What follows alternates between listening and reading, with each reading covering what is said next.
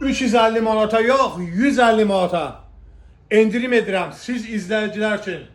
Mənim gözəl Azərbaycan xalqım. Getdik. Deməli gördüyünüz kimi abedni, kafeyni, çayni servis qırmızı rəngdə də var. Gördüyünüz kimi 350 manata yox, 150 manata. Bu dükkan endirimdədir. Endirim edirəm siz əziz izləyicilər üçün.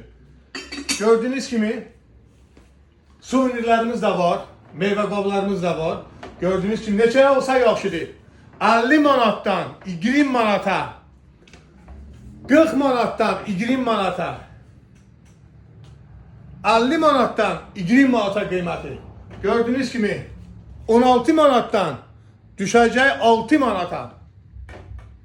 Və kasturka dəstlərimiz gördüğünüz kimi Necəvikdir.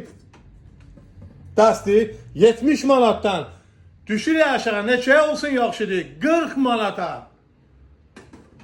Aziz mənim izləyicilərim, sizlər üçün endirim edirəm. Gəlin tələsin. 350 manatdan düşürük 150 manata. 350 manatdan düşürük 150 manata.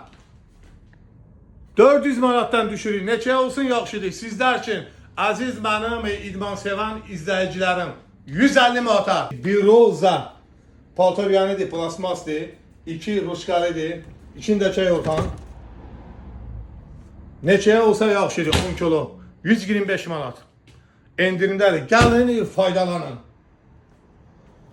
Gözləyirik sizin yolunuzu. Əziz mənim Azərbaycan xalqım. Gözləyirəm. Çox sağ olun.